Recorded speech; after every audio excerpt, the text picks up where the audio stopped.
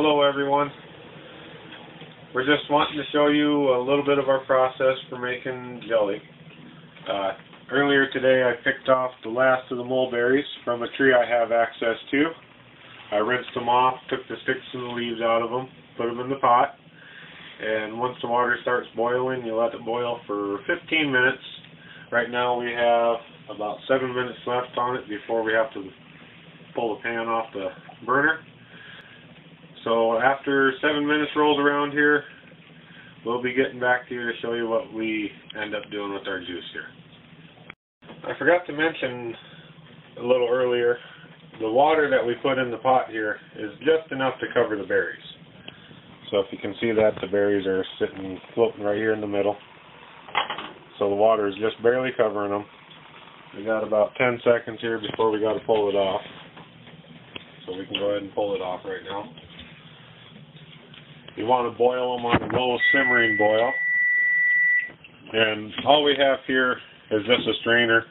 This bucket worked out really well for us for its size to fit the strainer. And when we were doing large quantities of choke cherries, it filled the bucket up about halfway full. So it worked out pretty good there. So, and then we strain it through a old dish towel just to make sure that you don't get any stems or seeds or anything like that, from the previous batches falling through the strainer. So we let that sit there and drain for a few minutes here. And when that's done, then what we'll go ahead and do is we'll put them back in the pan, mash the berries down, and we'll boil them again. And I'll get back to you when we get ready to start doing that.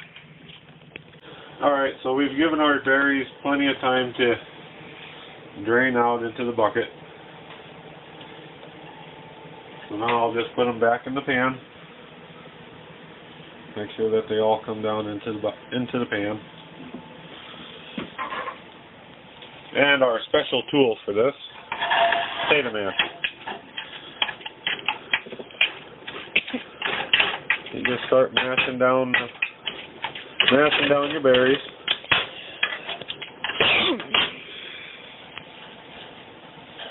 There's a casualty there.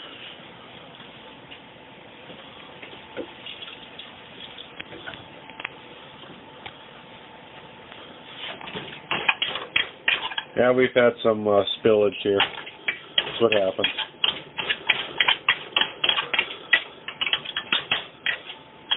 You don't want to worry about the little stems or anything like that. That'll come out in the next process.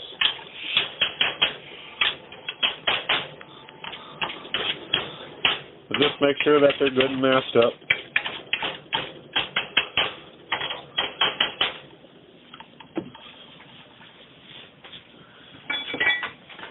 So then come over here, Riley. I just put a little bit more. Put some more water back in them. Make sure that they're covered up. There is a lot of airspace in there, so you want to stir them. A little bit more. That'll work. So we've got the berries covered up again there.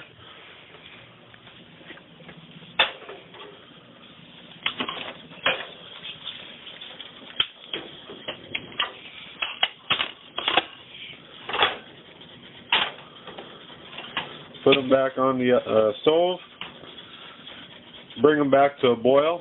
This time around, the first boiling, you do not want to stir the berries. You don't want to break them up.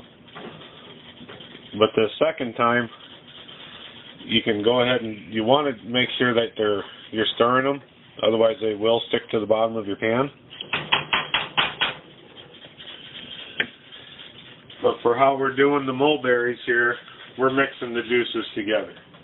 With the choke cherries, the reason why you don't want to stir your first boiling is with the choke cherries, we're keeping that juice separate off the first boil. And that is what made our choke cherry jelly so clear. That first boiling was really clear, crystal clear almost, you could say. and that's because we did not stir the berries as they were boiling. Now when we boiled them the second time, you stir them, you got them mashed and everything, so you've got that darker juice and stuff already coming out of the berries, and that's what made the second boiling juice really dark, as it's that more concentrated, deeper, darker juice. As some people would say it, if you stir your berries, you make it cloudy, make that juice cloudy. So that's just something to keep in mind. But for this, what we're doing here with the mulberries, we're making jam, so it's going to have pulp, it's going to have the seeds in it. It's not going to have any of the skin or the stems or anything because of what we do after the boiling process. But you just want to try to make a nice clean product, and that's what we're doing here. So we'll let this come to a boil, and your boil should not go away when you stir it. It should be a good rolling boil when you start your timer. So we'll let this come to a boil here.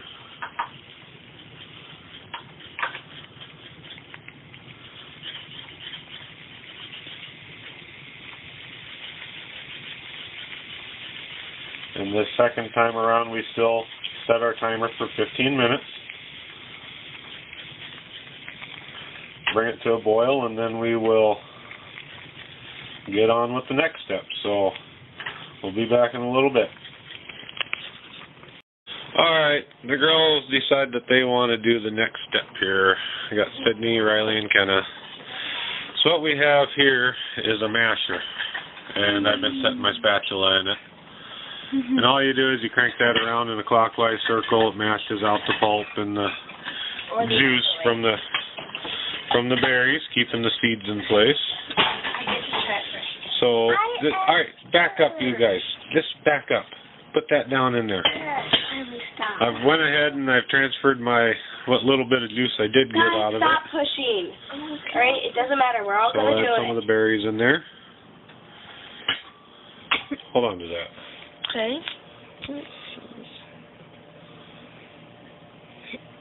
Got some small pieces hanging down the side there. Alright. So go ahead and start swirling that in a circle. Hold on to the handle. Go fast. Try the other one. No, you got to go clockwise. Just get that off of there.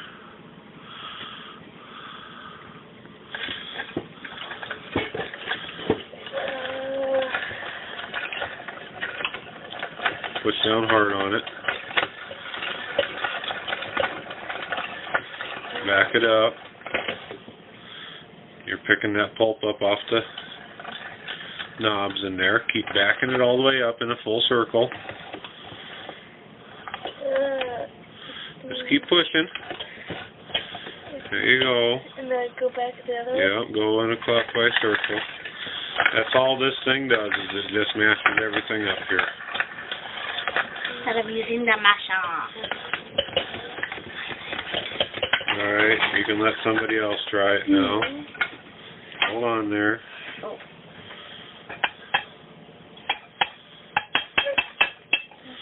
Hold on to that. Okay.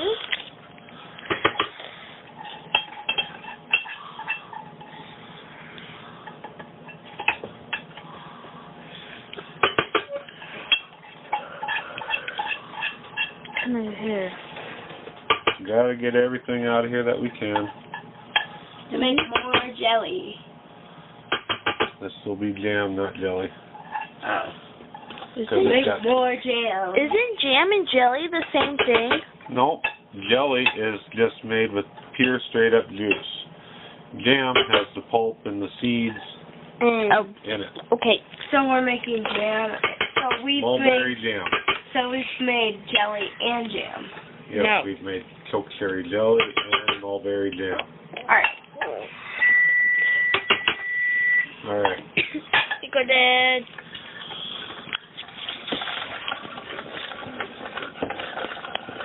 Hope you guys don't get dizzy watching that go in a circle. Nope. You need to press down harder, Kenna. Can I scrape it off of that? No.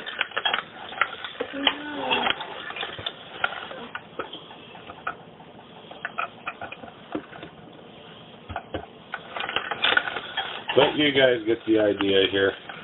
You're just wanting to get all that juice and everything squished out of there. This will take a few more minutes to get done. So we'll continue at it for a little bit here and show you what we ended up with in a few minutes. We'll get back to it.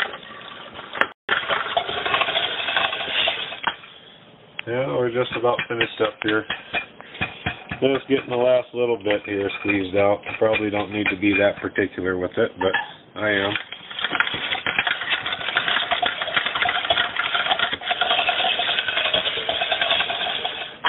So out of that 1.5 cups of berries, really all we have left is just the stems.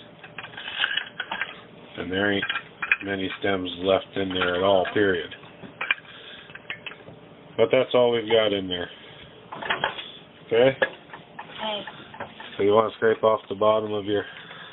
What's on the bottom of it? Bottom of the scraper. That's some of the juice.